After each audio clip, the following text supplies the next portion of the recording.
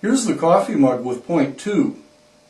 The legislature, with 201 members from all around the state and a wide variety of backgrounds, is the branch of a Republican form of government responsible and best suited for lawmaking, policy, and oversight.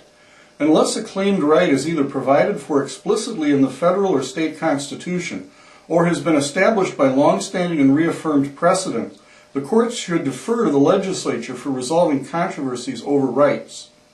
Point 2, and this is on the relationship between the legislature and the judiciary. The legislature, with 201 members from all around the state and a wide variety of backgrounds, is the branch of a Republican form of government responsible and best suited for lawmaking, policy, and oversight. Unless a claimed right is either explicitly provided for in the federal or state constitution or has been established by long-standing and reaffirmed precedent, the court should defer to the legislature for resolving controversies over rights. What do you see as the role between the two branches there? And I'm trying to read words into your question. If that speaks to judicial activism, it does speak to that. I strongly feel that the citizens of the state or of this country through their legislature should be the dominant body, and that we should not have appointed persons legislating from the bench. If in fact this does speak to the judicial activism, which some of us claim we've seen.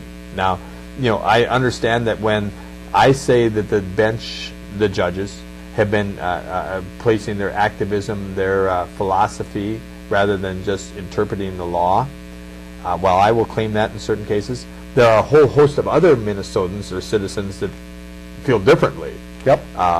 So I certainly would tell you that judicial activism, from my perception, has been too great, and that they have the bench has gone beyond interpreting the law to try to make the law, which is a right given only to this legislature through the citizens. From this discussion, I think it's clear that Speaker Sviggum agrees with point 2. Here's what our Minnesota Constitution says about this. Article 1, Section 1, Object of Government. Government is instituted for the security, benefit, and protection of the people, in whom all political power is inherent, together with the right to alter, modify, or reform government whenever required by the public good. Our fundamental principle is this. In a Republican form of government, all political power comes ultimately from the people. This is qualified with respect to the federal law by the Supremacy Clause in the Federal Constitution, but absolute regarding any state law that does not violate that Supremacy Clause. Let's take a look now at a discussion later in the interview on a constitutional amendment I wrote designed to rein in judicial activism.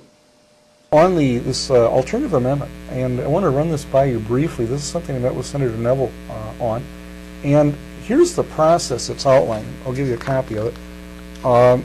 Essentially, the idea would be that whenever a Minnesota state court holds a state law unconstitutional, that there be an automatic stay of 90 days. And during that time, either house of the legislature could petition, 25% of the members could request an amendment review. And if that petition is received, then the stay would hold for one legislative session and one general election. And if an amendment emerged and got passed during that time, then the court would have to simply rehear the case based on the new amendment. So the idea is, instead of trying to guess what a potentially activist court might do, why not simply have a review built into the process by the citizens? I like the thought. I like the process that you're outlaying here. You think there might be some merit to this? I think there might be some merit to this. I am obviously, and this refers, it could be all rulings within the courts and all state laws and all constitutions, all parts of the Constitution of Minnesota. This specifically refers to the Protect Marriage, a marriage amendment. Well, no, this one, you see, this would cover the marriage issue. On the one hand, you wouldn't have to do anything in advance. If a quote-unquote activist court held that it was a constitutional right in the state constitution, probably an amendment would emerge. But if that doesn't happen, then nothing has to be done. But in addition, of course, this then covers... it would just be state law, and people would be would feel satisfied that the state law we have would not be overturned, such as in Massachusetts. And we also see now in other states, significant other states, including our neighboring states to the south here in Iowa, their state law is being challenged right now.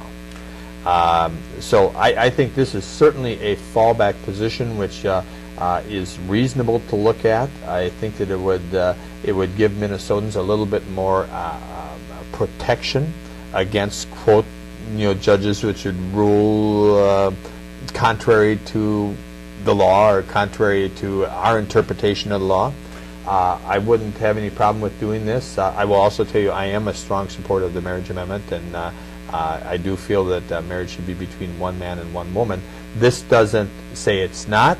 It doesn't say it is. It just says that if the courts were to overturn the state law, then there'd be a 90-day stay for the legislature to address it in a proactive way at that time. That's right. And one other point about this, do you think that this might be an approach that would kind of avoid having the judiciary be in the line of fire, which seems to be a danger right now? Yeah, I think it probably would. I think it probably would. I think it would it'd make the judiciary a little more cautious, I would guess, wouldn't it?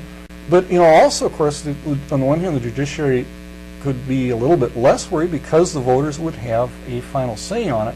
But, hopefully this might avoid politicizing the judiciary, which is another concern. Yeah, which happened to some degree during this last session, which was extremely unfortunate with the comments of Senator Johnson at that time. The questioning of the judiciary, in this case the Supreme Court, was a very, very unfortunate situation that came forward from Senator Johnson's comments. Well, I'm going to follow up with Senator Neville on this too, and then hopefully he'll participate. It's very, very interesting. Thank you. I have not. You came up with this Yep. yourself. That's awesome. It's very good. It's an approach which I think gives some comfort, gives some assurance, and provides that if the courts were to make a contrary decision, there's a remedy. That's how I see it too.